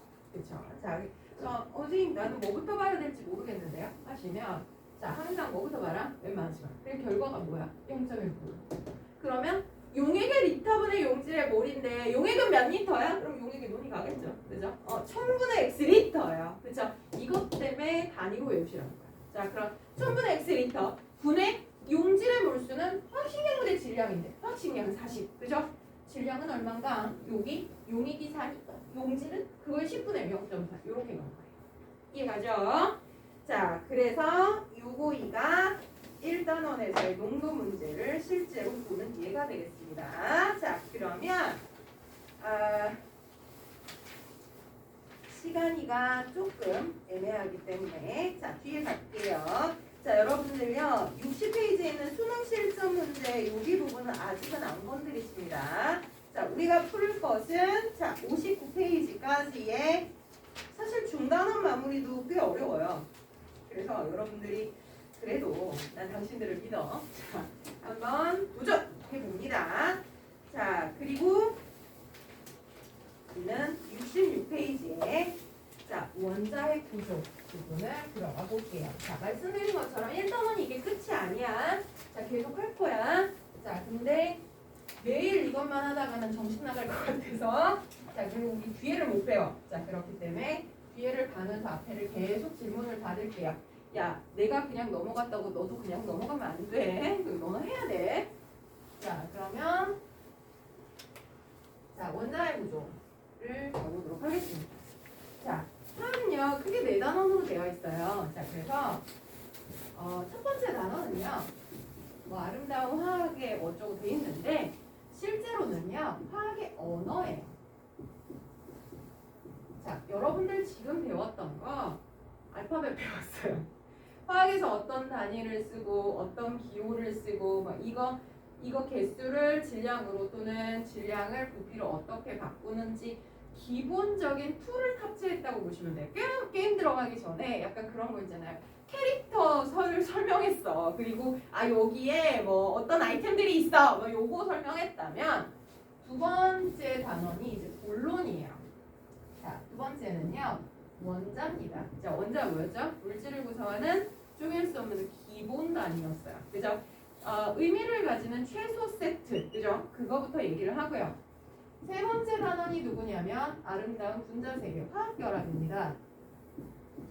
자, 원자의 종류는 원소라 그랬죠. 자, 걔가 한 130여 가지 종류거든요. 근데 세상에는 더 많은 종류의 물질이 존재한다. 자, 이유는 결합을 하기 때문에. 그쵸? 자, 그러면 이 결합을 어떤 식으로 하는데 우리 첫날 배우긴 했어요. 금속과 비금속이 결합하면 이온결합, 비금속끼리는 전자쌍을 공유하는 공유결합. 그죠? 자, 그들이 결합하는 법은 아는데 그렇게 결합해서 어떤 성질을 가지게 되는지. 그죠? 자, 네 번째 단어는요. 화학 반응이에요. 자, 화학 반응은 뭐냐면 이렇게 해서 만들어진 물질이 영원 불변한 게 아니고요. 변화할 수 있잖아요. 아까 질소기체, 수소기체 반응에서 암모니아 생겼다 그랬잖아. 자, 그거에 관한 얘기를 할 거예요. 변화하면 뭘로 변하는데 하는 유네. 그죠? 자, 그래서 여러분들이 이제 화학을 어쨌거나 이번 결과 한번 쫙 보실 텐데 이 화학을 이렇게 빠르게 한번 보는 효과가 뭐냐면 뒤에까지를 다 보고 나면 내가 디테일을 다 기억을 못해도 이게 여기에 쓰이고 이렇게 이어지는구나를 이해하시고 나면 다시 보실 때 조금 편하네요. 그래서 얘를 빠르게라도 한번 끝까지 다 보는 게 중요해요 라는 거예요. 어떤 친구들은 그런 경우 있어요. 보니까 저 1단원이 완전히 이해가 안 되는데 2단원 못 넘어가겠어요 뭐 이러시는 분들이 있거든요. 자, 근데 수학과는 조금 달라요. 이 과학의 공부법은 이게 무슨 얘기냐면 사실 수학은 베이스를 연산을 못 하는데 막 함수를 얘기하면 뒤죽박죽이 되는 거 맞아. 그런데 과학은요 사실은 장님이 코끼리 만지는 거랑 똑같아요. 자, 그래서 처음에는 잘 몰라서 이건가 보다라고 했었던 게 나중에 더 구체화돼서 알게 되는 것들이 많았어요. 그러니까 처음에 알았던 거 이제 조금 수정을 했어. 더 뒤에 또 수정하고 또 수정하고 그러다 보니까 앞에가 완전히 이해가 안 가도 뒤를 가다 보면 앞에 이게 틀렸었던 거구나 이걸 재확인하게 돼요. 그러니까 자, 수학하듯이 선생님 나 완전히 1부터 10까지 다 모르는데 뒤에 넘어가는 거 저는 제 자존심이 허용하지 않아요. 자, 이런 식의 태도를 가지시면 화학을 다 배우기도 전에 지쳐버립니다. 그렇기 때문에 이건 알겠고 저건 모르겠는데 일단은 그러면 뒤까지 한번 살펴보고 다시 볼까? 이런 마음으로 가주셔야지 우리 끝까지 갈 수 있어요. 그죠? 자, 약간은 과목의 특성이 다르기 때문에 나타나는 현상입니다. 자, 그러면 우리가 이제 원자에 관해서 얘기를 해볼게요. 자, 사실 여러분들이 이제 저기 할 때 화학 시작할 때 제 중등 과정에 관한 얘기를 다 얘기를 했고요. 그리고 여러분들 학교에서도 원자가 어떻게 생겼고 구성물이 누구인지 이미 여러분들은 알고 시작했어요. 자, 근데 지금부터 할 얘기는요. 우리가 그걸 어떻게 알게 됐는데 라는 역사에 관한 얘기를 할 겁니다. 어떤 친구들은 좋아할 수도 있고요. 어떤 친구들은 뭐 이미 다 밝힌 걸 뭐하러 배워? 뭐 이러시는 분들도 있을 거예요. 그죠? 자, 근데 여러분들 역사 왜 배워요? 저 진짜 이해 못했거든요. 제가 그 후자에 지나간 일을 내가 뭐하러 배워? 이래서 저 1도 흥미가 없었어요. 왜 배우는지는 모르겠으니까 재미도 없고 뭐 죽은 사람 얘기를 내가 꼭 알아야 돼? 뭐 이런 느낌이었거든요. 자, 근데 자 역사를 배우는 이유는 뭐야? 과거의 일을 표본으로 앞으로 일어날 일을 예측하고 더 좋은 결정을 하자는 거죠. 그죠? 자, 과학의 역사도 마찬가지입니다. 화학사는 좀 재밌었거든요. 왜 재밌었냐면 옛날에 이거 도대체 어떻게 알게 된 거야? 너무 궁금한 거지. 왜? 자, 누가 무엇을 연구했고 그 결론을 알아야 내가 앞으로 더 밝혀지지 않은 게 뭐 있는데를 깨달을 수 있고요. 그럼 아무것도 모르는 상태에서 내가 무엇을 토대로 고민을 해봐야 되는가 하는 실마리를 잡을 수 있거든요. 그러니까 이거예요. 자, 과학의 역사를 아는 것은 과거에 사람들이 이것 때문에 얘를 궁금해했구나. 근데 뭐 요만큼은 맞았고요. 요만큼 틀렸어. 그러면 틀린 부분은 또 누가 수정한 거야?를 보면서 우리가 지금 제가 여러분들한테 전달하는 굉장히 많은 지식들이 있을 텐데 그 중에서 앞으로 한 10년, 20년 지나면 사실은 그게 아니었어 라고 얘기할 것들도 굉장히 많아. 그렇기 때문에 자 과거는 지나간 일인데 의미가 없다가 아니라 그런 부분을 배우는 거예요. 디테일을 막 기억해서 걔가 누구였다 몇 년도 누구 막 이게 중요한 게 아니고요. 그러니까 내가 역사를 그렇게 접근해서 되게 의미 없이 공부했어요. 몇 년도에 누가 어쨌다 뭔 의미가 있냐고. 그지? 자 근데 왜 그런 건데를 이해했으면 훨씬 재밌었을 텐데. 그렇죠? 그래서 저는 아직도 역사 재미없는데 저희 엄마가 그러더라고요. 엄마는 역사 굉장히 좋아요. 그리고 저희 아들이 역사 좋아하더라고요. 근데 아들내미나 우리 엄마가 역사를 얘기하는 걸 보면 약간 스토리. 뭐 누구가 누구랑 사이가 안 좋았어. 근데 둘이 뭐 어떤 일로 싸웠는데 얘가 삐졌잖아. 그러니까 얘한테 복수하고 싶잖아. 들으면 뭐 흥미진진해. 뭐 그럴만해. 그랬어? 그럼 뭐 얘기했는데 나중에 되게 유명한 왕이야. 그게 그 얘기야? 뭐 이랬는데 자 여러분들도 화학사를 그렇게 생각해 주시면 되세요. 자 그러면 원자핵 구조에 관한 얘기를 하자면 자, 첫 번째 돌턴 얘기까지 하고 잠깐 끊어서 갈게요. 돌턴의 원자설이라는 얘기부터 갑시다. 자, 우리 첫날 제가 입자설과 연속설에 관한 얘기를 했었죠. 그렇죠? 자, 과거 사람들은요 입자설을 굉장히 부정했어요. 왜냐면 제가 얘기 드렸잖아요. 그 죽을 것 같은 그죠? 아무것도 없으면 우리 죽는 거 아니야? 이 무지한 공포가 사람의 눈을 가린 거죠. 자, 그래서 연속설을 지지하는 과학자들이 훨씬 더 많았습니다. 자, 근데 돌턴은요 입자설을 지지하는 사람이었어요. 그래서 이 사람은 물질을 구성하는 알갱이가 있다고 나는 생각한다. 그래서 걔를 원자라고 하자라는 이름을 처음으로 매겨준 애입니다. 그래서 원자는 물질을 구성하는 쪼갤 수 없는 기본 입자이다. 알갱이이다. 이게 이 사람의 기본 포인트야. 알갱이로 돼 있다. 알갱이와 알갱이 사이로 비어 있다. 자, 입자설을 주장한 거예요. 근데 이게 왜 납득되기 어려웠냐면 눈에 안 보이잖아요. 그쵸? 화학은요 눈에 안 보이는 세계에 관해서 얘기를 해요. 그러니까 사실 눈으로 딱 보여줄 수가 없으니까 사람들을 믿게 하기가 되게 어려워. 그쵸? 자, 그래서 이 사람은요 원자라는 애는 기본 입자이고 같은 종류라면 모양, 크기, 질량이 동일하고 다른 종류라면 다를 거다. 여기서부터 일단 빼하죠. 그죠? 선생님 동위원소라고 있지 않나? 같은 종류인데 질량 더 나가는 애. 일란성 쌍둥이인데 정상체중, 과체중 이 때문에 맞아. 그치? 그거 나중에 밝힌 거야. 이 사람이 이 얘기를 할 때는 그런 거 말 수가 없었던 거예요. 이 사람이 실험을 토대로 한 것도 아니에요. 그냥 머릿속으로 이런 거가 있다고 가정해보자 라는 거예요. 왜? 어떤 현상을 가지고요. 내가 이건 이것 때문일 거야 라는 이론을 만들어내는 거예요. 그쵸? 이 사람이 이걸 왜 만들었냐면 그때 당시에 질량 보존의 법칙과 일정성 분비의 법칙이 실험적으로 증명이 됐어요. 그거 뭐냐면 반응 전의 총 질량과 반응 후의 총 질량을 진짜로 실험을 해본 거야. 그랬더니 반응 전 총 질량이랑 반응 후의 총 질량 항상 일정하게 유지가 돼. 왜? 몰라. 일단 근데 1000번, 10,000번 해봐도 그렇더란 말이야.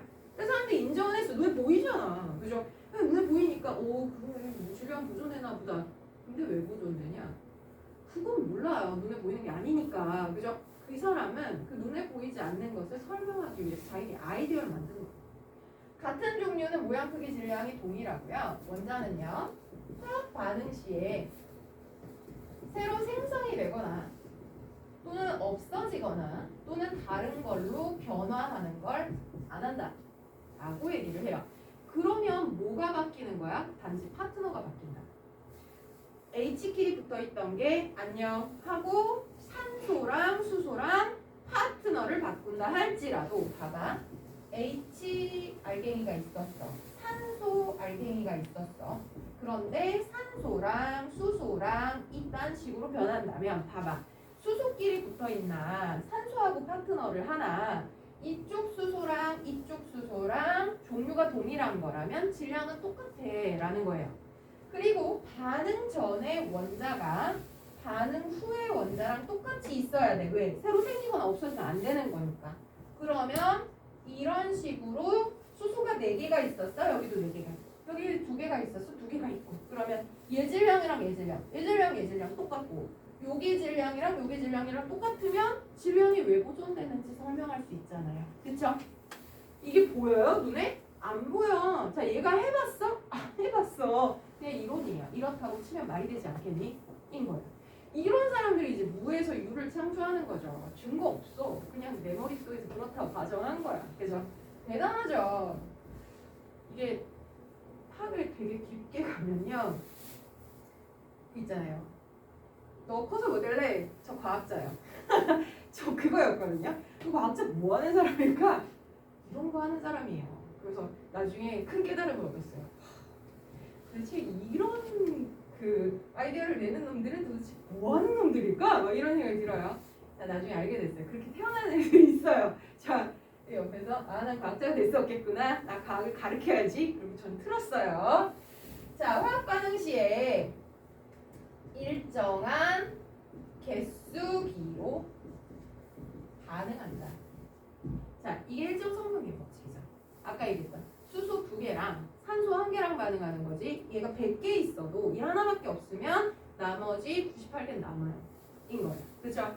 자, 이러면 이 사람은 너무나 멋지게 질량이 왜 보존되는지, 그 다음에 일정 성분비 법칙, 왜 일정 질량비로 반응하는지 설명하는데 성공해요. 이 사람들이 받아들여 줬죠. 그렇죠? 자, 그러면 이 사람은요, 원자라는 게 어떻게 생겼다라고 얘기한 적은 없지만 이 사람의 이론상으로는 어쨌든 얘가 기본 입자인 거니까, 자, 얘가 그 안에 빈 공간이 있거나 또는 구성 알갱이가 더 있거나 이게 아니라 빈틈이 없는 구형, 알갱이라서, 그죠? 빈틈이 없는 전기적으로 중성인 구형이라고 추정한 거예요. 그래서 이게 이제 볼턴의 원자입니다. 그냥 동그란 구슬이라고 생각하시면 돼요. 그죠? 자, 근데 여러분들 원자 이렇게 생겼다고 배웠어요? 아니거든. 그죠? 자, 한계라는 것은 과학적인 한계는 항상 명확합니다. 자, 오류가 없어요. 그동안에 발견된 현상들을 설명할 수 있어. 그럼 인정합니다. 아, 네가 맞는 것 같아. 그쵸? 박수! 이렇게. 자, 그리고 나서 이 이론으로 그대로 가는 거예요. 자, 그러다가 뭔가 새로운 현상이 발견이 돼요. 근데 그 새로운 현상을 얘 이론으로는 설명이 안 돼. 그럼 어떻게? 원 저자한테 가서 물어요. 제가 이런 걸 관찰했는데요. 당신의 이론으로는 요런 현상이 설명 안 되거든요. 그거 어떻게 생각하세요? 그럼 원 저자가 이거는 내 이론으로 이렇게 설명하면 설명이 돼. 라고 설명하던지. 아니 원 저자가 죽었어. 그럼 어떡할 거야? 집단지성이야. 이제 후세 사람들이 모여서 이걸 가지고 토론을 하는 거야. 야, 이거는 이렇게 해석할 수 있냐? 아니지 않냐? 이런 토론을 해서 만약에 결론이 나잖아요. 그럼 계속 가요. 근데 만약에 아무리 해도 이 이론으로는 설명이 안 돼? 그럼 수정을 하는 거예요. 그래서 우리가 과학적 진실이라는 것은 잠정적 진리라는 말을 씁니다. 잠정적이라는 게 뭐야? 잠시, 당분간. 네? 잊지 마. 라는 거야. 뭐 깨질 때까진 진실로 믿어준다. 그지? 근데 깨지면 사실은 그게 아니었어. 라고 얼마든지 수정할 수 있다는 거야. 그죠? 그러니까 우리가 뭐 원자가 양성자, 중성자, 전자로 되어 있대. 자, 근데 사실 그게 아니래. 뭐 이게 밝혀지면 사실 수정할 수 있다는 거야. 얼마든지. 그죠? 자, 그래서 어쨌거나 이 사람은요. 톰슨의 음극선 실험을 설명하지 못합니다. 자, 이 사람의 이론은 이게 설명이 안 돼요. 그래서 조금 수정이 됩니다. 자, 그러면 그 다음 사람은 누굴까? 당연히 톰슨입니다. 톰슨의 음극선 실험이 무엇이었는지는 잠깐 쉬는 시간 드리고 다시 야, 흥미진진해? 안 진진해? 알았어. 자, 그러면 잠깐 끊어서 가겠습니다. 화장실 다녀오세요. 촬영이 잘 되고 있을까요? 오, 다행입니다. 이게 소리가 안 나니까 뭔가 되게 불안한 느낌이에요. 자, 돌턴의 원자설 다음에 나온 톰슨의 음극선 실험 내용을 한번 볼게요. 자, 톰슨은요. 자, 돌턴의 원자설이 뭔가 문제가 있다. 뭐 이렇게 인식해서 막 공격적인 생각으로 뭔가를 증명하겠다. 이렇게 실험한 사람은 사실은 아니에요. 이 사람은요. 자, 돌턴이 원자설 아이디어를 냈잖아요. 근데 이거가 사실 눈에 보이는 게 아니니까 뭐 맞는 것 같긴 한데 증명을 해보고자 한 거예요. 그래서 자, 진공관에다가 플러스 극과 마이너스 극의 전극을 연결을 했어요.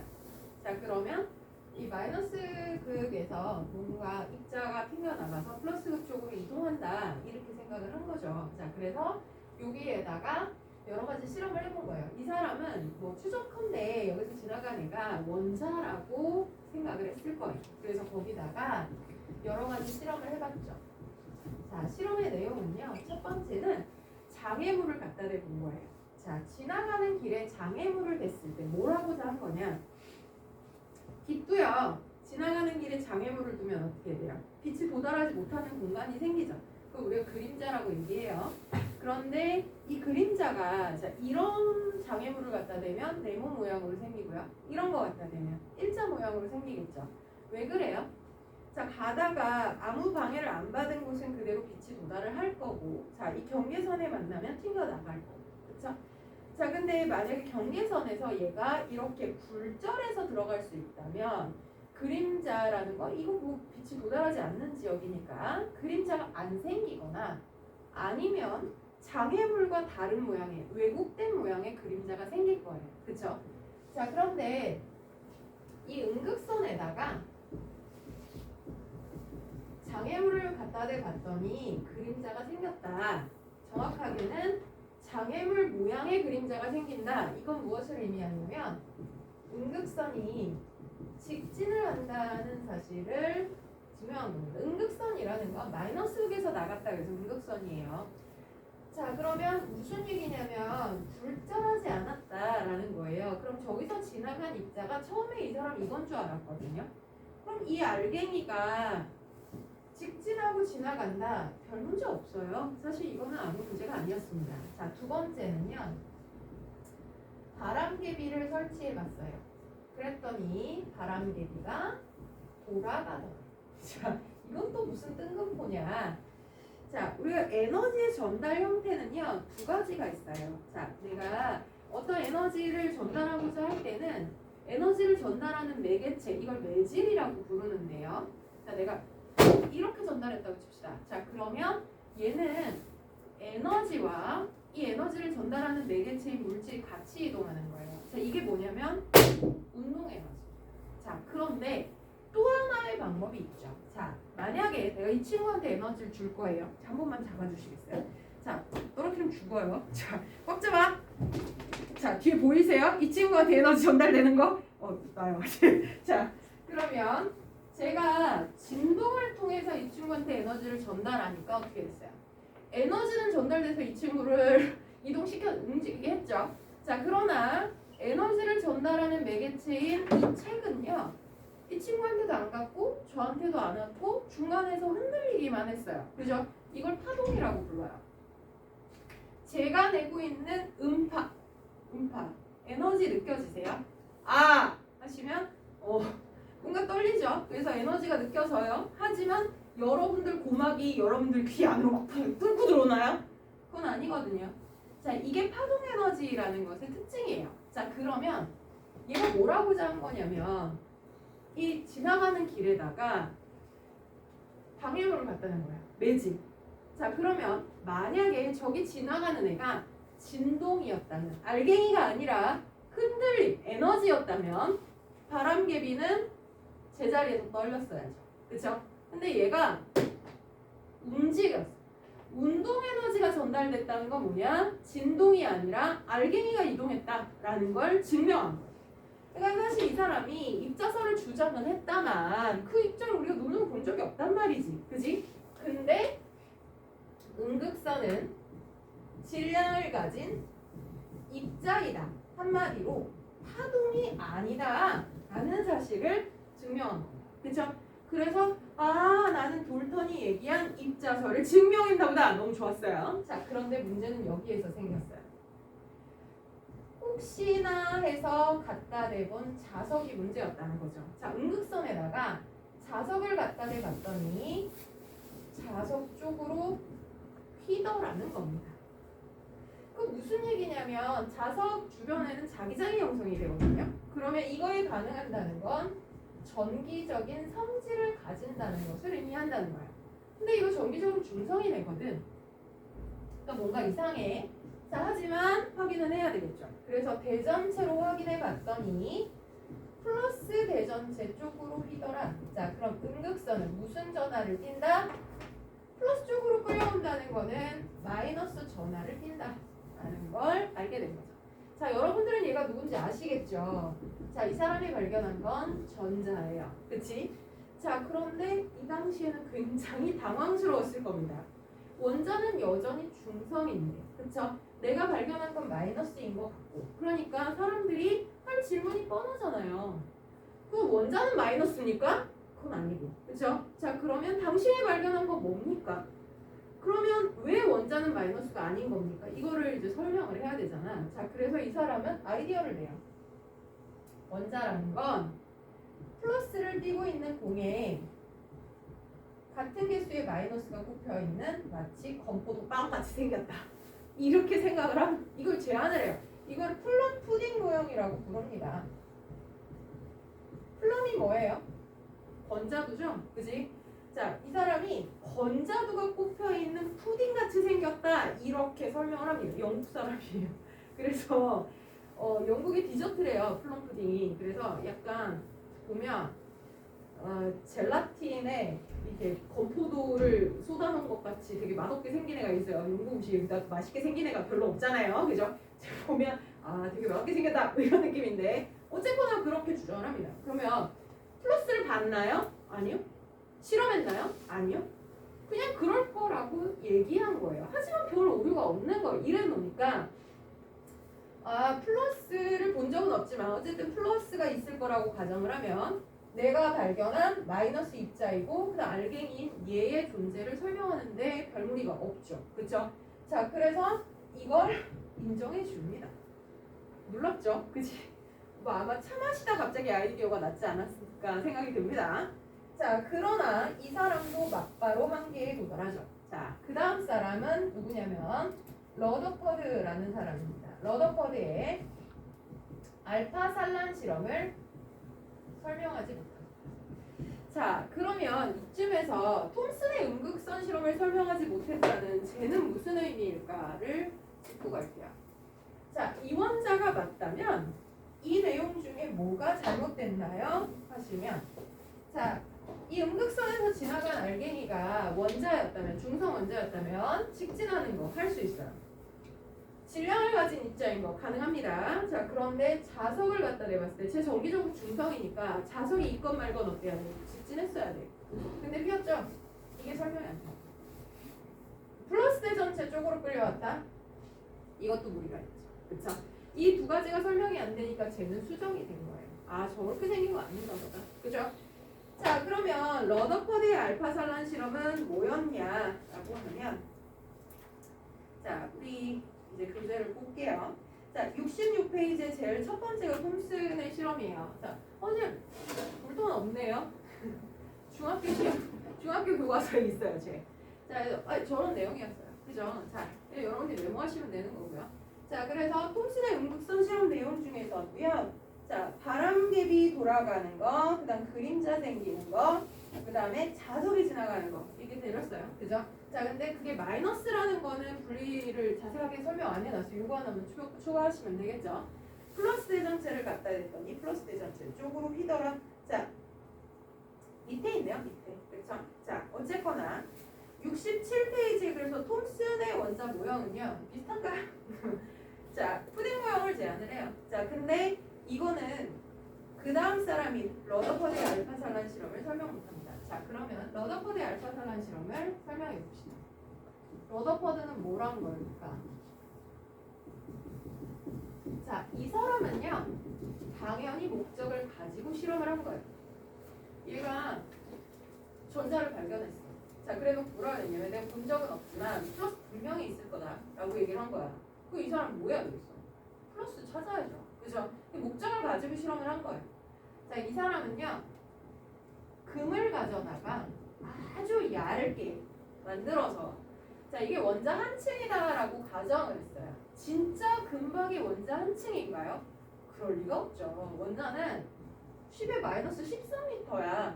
눈에 안 보여야 정상이야. 자, 그런데 금박은 우리 눈에 보이죠? 번떡번떡하게. 그죠?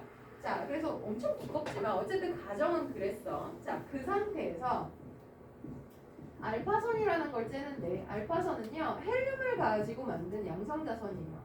그래서 질량이 4쯤 되고요. 플러스 전하를 가진 입자선이에요. 자, 쟤를 어떻게 만들었나는 나중에 좀 더 배우고 얘기합시다. 어쨌든 플러스를 띄고 있고 질량이 4쯤 되는 애 그거를 원자에다가 자 아주 조밀하게 수평으로 다다다다 쏜 거예요. 자, 그러면 저 사람이 생각한 건 뭐냐면 자, 플러스 입자가 있다고 하니까 알파선이라는 플러스 입자선을 쏘면 자, 이런 식으로 아무도 없는 빈 공간을 지나가면 직진을 할 거고요. 그죠? 가다가 플러스를 만나면 어떻게 돼요? 플러스끼리는 서로 싫어하잖아요. 그러니까 밀어낼 거란 말이야. 그럼 알파선이 얘한테 밀리면서 이렇게 휠 텐데 얼마나 크게 휠 거냐 하는 거는 이런 식으로 플러스가 흩어져 있으면 얘네들의 질량이 그다지 크지 않을 거란 말이에요. 그러면 알파선은 질량이 4나 되니까 얘랑 부딪혔을 때 살짝 밀린다는 거죠. 아주 약간 굴절을 할 거고, 그죠? 가다가 뭐 만약에 마이너스를 만난 구간에서는 살짝 흡수가 되겠죠. 그죠? 그러면 이게 맞다면 이 알파선을 찌었을 때 어떤 결과가 나와야 되냐면 불규칙하게 일부는 직진, 일부는 살짝 굴절, 일부는 흡수 이래 돼야 돼요. 그쵸? 자, 그래서 이거를 조밀하게 쫙 쌌는데 자, 결과가 내 예상과 달랐어요. 실험의 결과가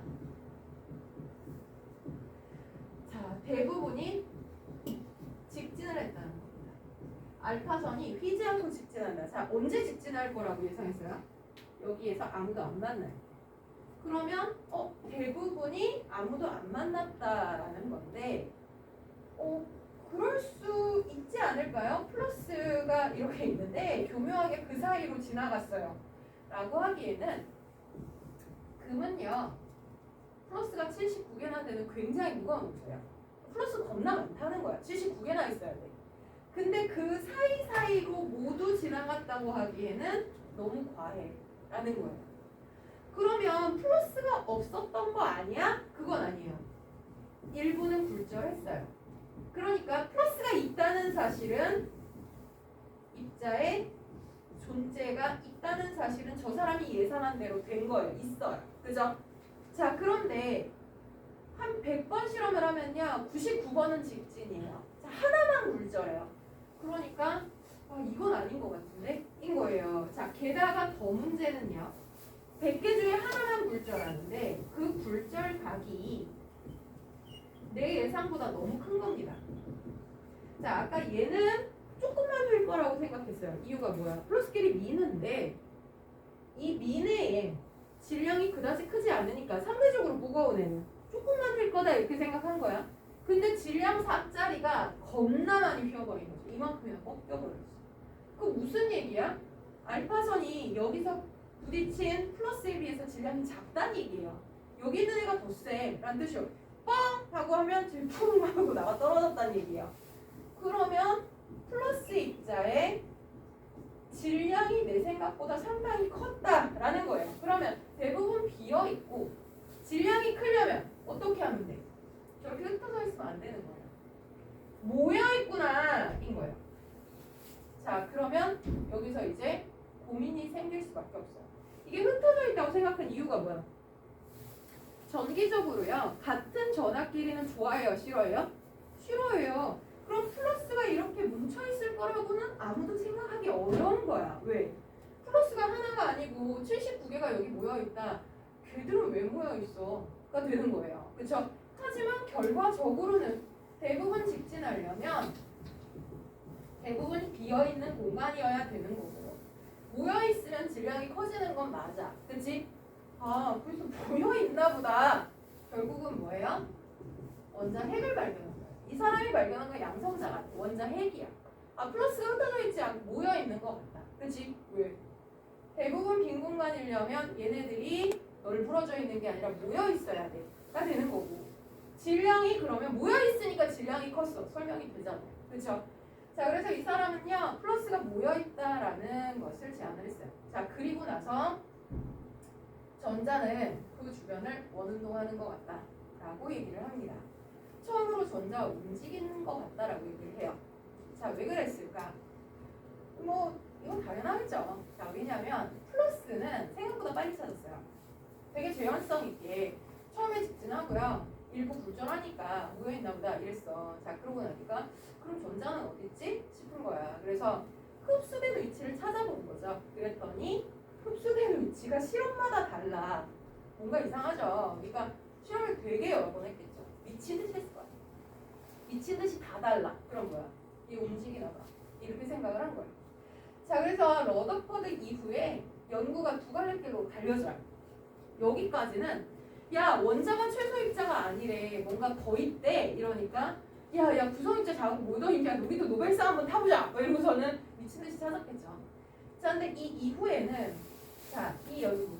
아, 야, 이 플러스 왜 모여있냐? 더 작은 거 더 있나? 얘가 왜 모여있지? 이거에 관한 연구와 두 번째는 이 전자 움직인다는데 도대체 어느 위치로 어떻게 움직이는 거야? 라고 관심 가지는 연구 두 가지로 나뉘게 됩니다.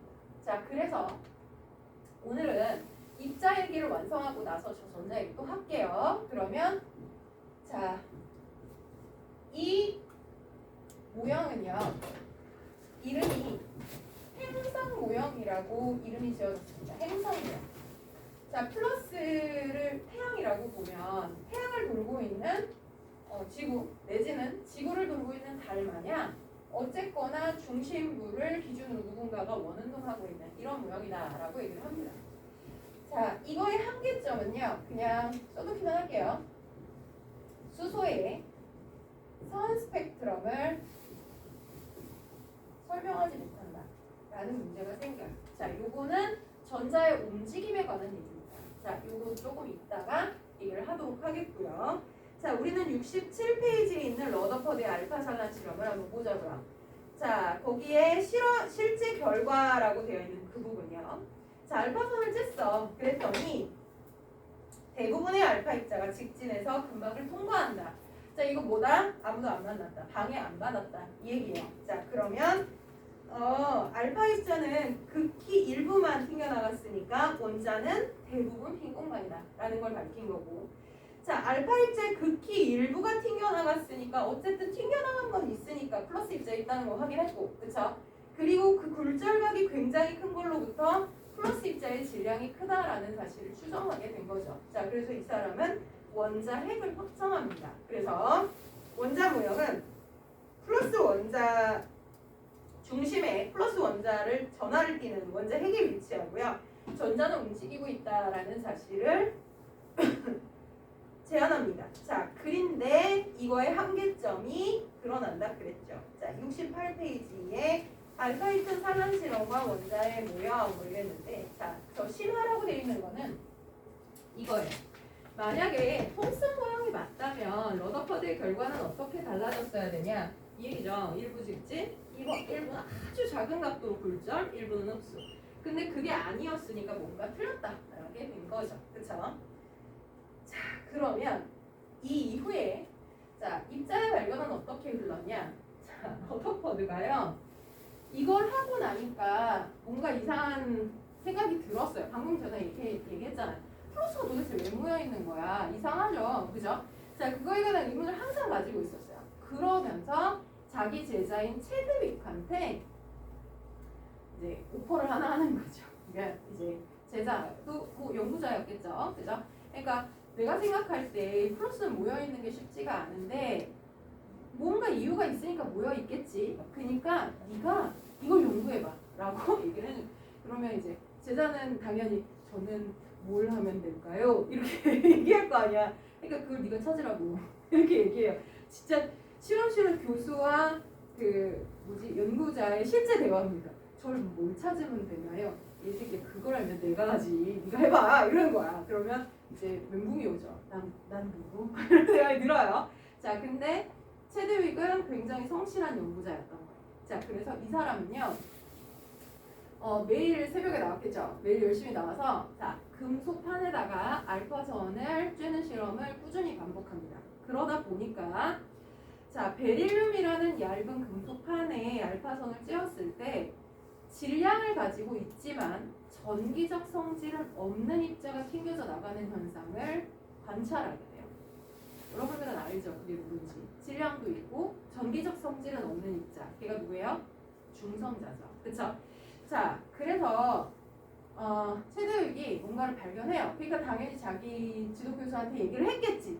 선생님, 제가 실험하다 보니 이런 결과 나오는데 이게 뭘까요? 그러면 이제 둘이 머리싸움이 먹고 고민을 하는 겁니다. 자, 그 순간 러더퍼드가 갑자기 번뜩 생각나는 게 있었어요.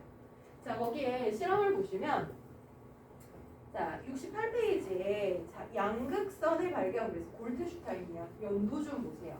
1886년이에요.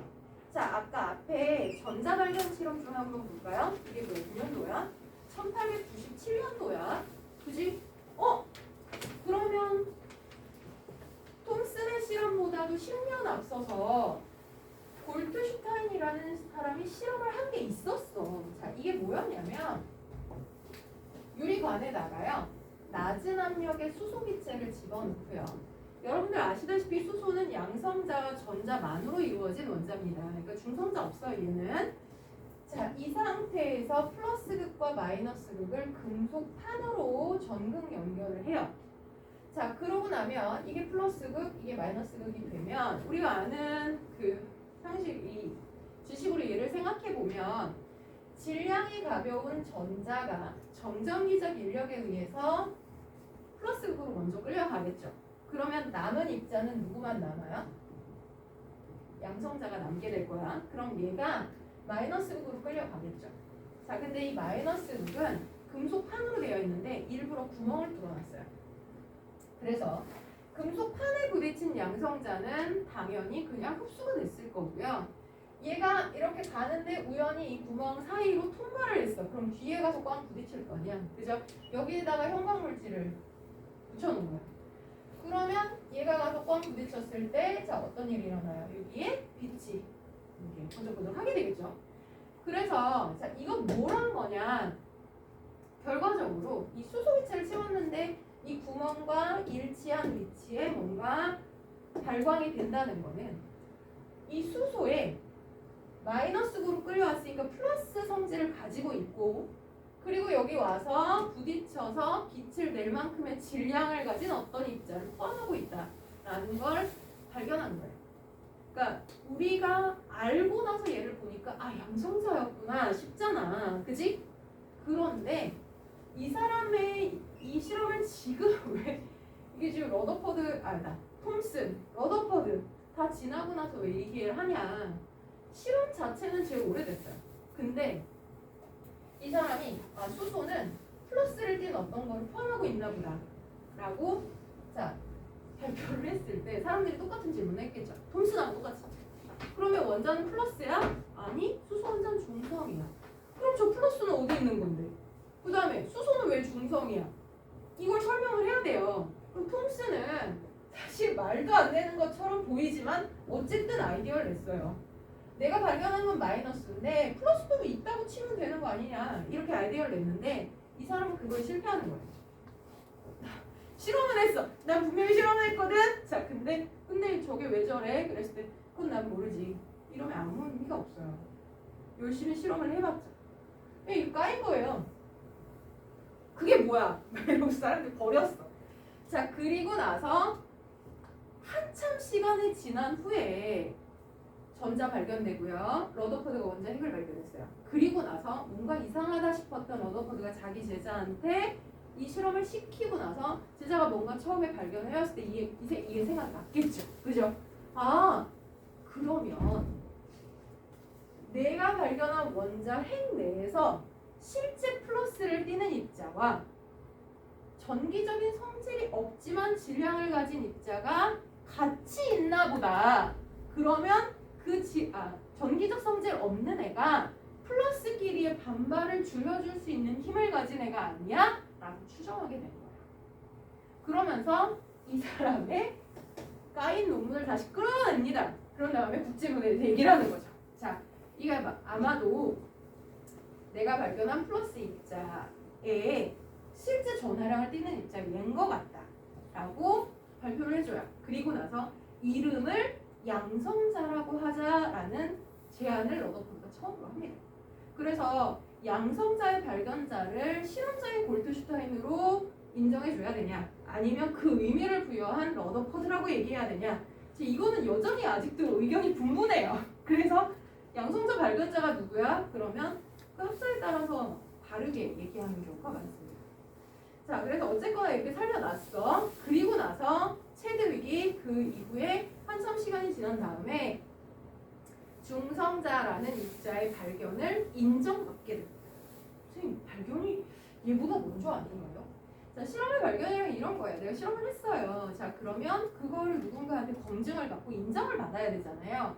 그게 뭐 여러 이제 검증된 기관들이 검토를 하고 시간이 걸리잖아. 그죠? 자, 그래서 내가 발견한 시점과 그걸 인정받은 시점은 좀 시간이 걸려요. 그래서 결국은 체드윅의 중성자는 가장 나중에 인정을 받은 입자예요.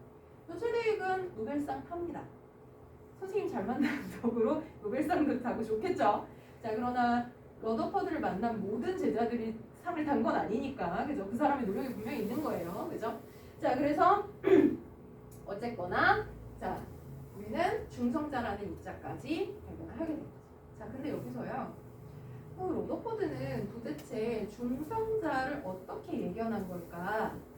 자, 여러 가지가 있었어요. 아까 얘기했던 플러스끼리 왜 붙어 있는가? 이거에도 의문을 가졌고요. 두 번째는요, 자, 이 알파선의 굴절감. 이거는 가서 질량 때문에 많이 휜다 그랬잖아요. 그런데 수소를 가지고 실험을 했을 때와 헬륨을 가지고 실험을 했을 때 굴절각이 차이가 나는 건 맞아. 헬륨이 2번 원소잖아요. 그죠? 그러니까 헬륨이 더 많이 꺾여야 되는 건 맞는데 굴절각이 너무 과하게 꺾이는 거예요. 2배가 아니라 4배에 가깝게. 그러니까 플러스는 2배밖에 차이가 안 나는데 굴절각은 왜 이렇게 크지? 라고 의문을 가지기 시작하면서 여기 시작됩니다. 그래서 체드윅에게 해보라고 한 거죠. 그치? 자, 그러니까 사실 여기에서 이제 우리가 받아야 되는 여러 가지 교훈이 있죠. 자, 사실은 세상에 어떤 것을 알아내는 것은 여러 가지 방법이 있어요. 아이디어를 통해서 알아낼 수도 있고요. 아니면 내가 실험을 통해서 알아낼 수도 있는데, 자, 내가 성실히 실험을 했는데 예상 밖의 결과가 나왔어. 그러면 난 실험을 잘못했나 봐. 이렇게 좌절하거나 아니면 실제로 실험자들 중에 그런 사람들이 있어요. 내가 실험을 했는데 내가 예상한 거랑 달리 나온 거야. 그러면 조작을 하는 거죠. 있어요. 이거 사회적 이슈가 된 경우도 되게 많았죠. 그래서 내가 예상한 대로 나온 것처럼 이거를 자료를 조작하는 경우도 있어요. 그래서 나중에 결국은 진짜 대단한 발견을 놓치는 경우들도 있는 거야. 그래서 어쨌든 이제 자기의 실험을 성실히 했다면 믿는 것. 그 다음에 두 번째는 내가 발견되지 않은 어떤 거를 새로운 발견을 한 것 같아. 그러면 그거 자체로 난 그 이상 모르겠는데 이게 아니라 왜 그럴까? 라고 고민해 보는 거. 그죠? 자, 그게 세상을 뒤집을 새로운 발견이 될 수도 있다라는 겁니다. 그죠? 자, 별거 아닌 것 같지만 굉장히 중요한 차이예요. 그렇죠? 얘는 까였고 얘는 인정도 안 하잖아요. 그죠? 이거 지금에 봐서는요 굉장히 어이없어요. 어떻게 이런 생각을 했지? 근데 사실 상당히 기발하죠. 그죠? 자, 그래서 어쨌거나 발전해서 지금은 더 많이 자세해진 거니까요. 자, 그러면 68페이지에 양성자의 발견과 중성자의 발견이 여기까지입니다. 자, 그러면 여러분들 빠르게 69페이지를 한번 풀어볼게요. 저는 7분만 한번 지우겠습니다.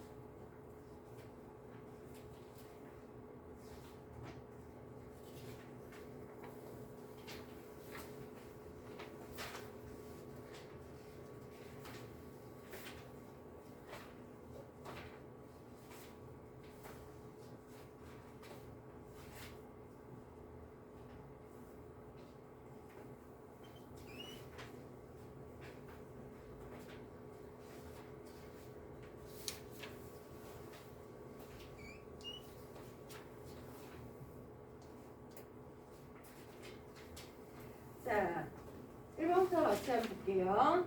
자, 음극선에 대한 성질이에요. 1번, 음극선이 지나는 길에 전기장을 걸어두면 플러스 극쪽으로 휘는 걸로 봐서 음극선은 마이너스 전하를 띈다. 맞죠? 그죠?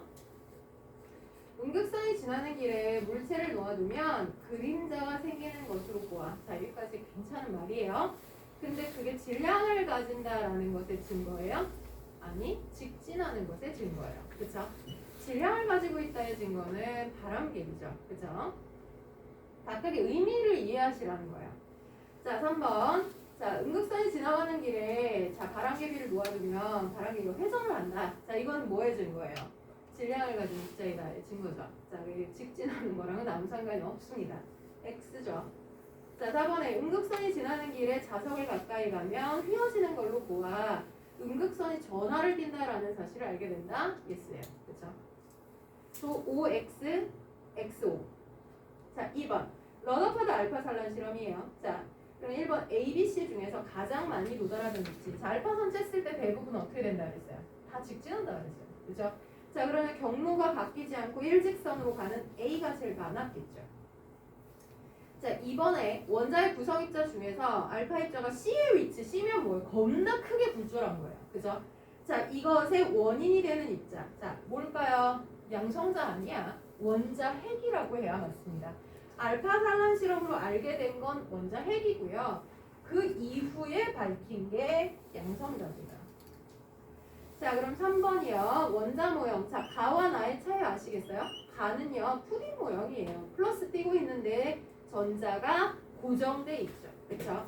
자, 그러면 모형을 제안한 과학자는 가는 톰슨이죠. 나는 러더퍼드예요. 자, 그러면 각 모형을 제안한 근거가 되는 구성 입자. 자, 가는 전자를 발견한 거고요. 나는 원자 핵을 발견한 겁니다. 자, 4-1이요. 자, 구성입자 3. 수소 원자가 전자를 잃어서 형성되는 입자. 수소는요, 중성자 없이 원자를 유지하는 애예요. 그렇기 때문에 전자 빼고 나면 양성자가 되는 거고요. 자, 그 다음 2번에 음극선을 이루며 마이너스 전하를 띈다. 누구니? 전자겠죠? 전기적으로 중성이며 가장 늦게 발견되었다. 원밀히 얘기해요. 가장 늦게 인정되었다. 뭐예요? 중성자죠. 자, 5-가형. 자, 러더퍼드 알파 입자를 쬐어서 관찰한 거 누구 발견? 원자핵. 양성자랑 헷갈리시면 안 돼요. 원자핵. 자, 톰슨은 누구 발견? 전자 발견. 그쵸? 자, 체드윅 중성자 발견자죠. 그쵸? 자, 그럼 거기까지를 이해하고 나면 70페이지 넘기시면 이거 다 배웠던 내용이에요. 자, 원자의 구조와 크기. 자, 원자는 어떻게 생긴 거냐? 원자 핵 내에 양성자와 중성자가 뭉쳐 있고요. 자, 바깥쪽에 전자들이 돌고 있다. 그쵸? 자, 그러면 크기가 얼마쯤 되냐? 이거 외우실 필요 없어요. 그냥 비교가 그렇다는 거예요. 원자, 수소 원자의 지름이요. 10의 마이너스 10승미터래요. 그러면 원자 핵의 지름은 10의 마이너스 15승미터. 자, 그러면 10의 5승 차이니까 10만 배 차이에요. 10만 배. 어느 정도 느낌이에요? 그러면 상암 구장을 원자라고 하면요. 원자 핵은 모래 알갱이 한 알 정도예요. 어마어마한 차이죠. 그러니까 뭐 알파선이 대부분 직진했다라는 게 100번에 99번이 아니라 10만 번, 10만 번. 그죠? 자, 그러니까 대부분이 직진이 맞습니다.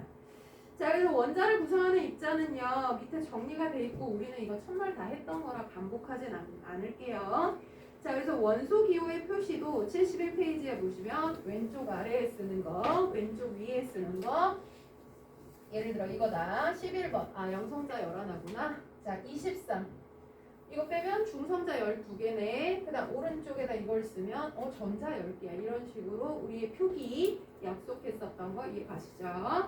자, 그리고 나서 동위원소. 자, 1번 원소 이미 했어요. 동위원소는 양성자는 똑같은데 중성자가 달라서 화학적 성질은 동일하지만 질량이 다른 입자가 존재한다. 자, 그걸 동위원소라고 부른다.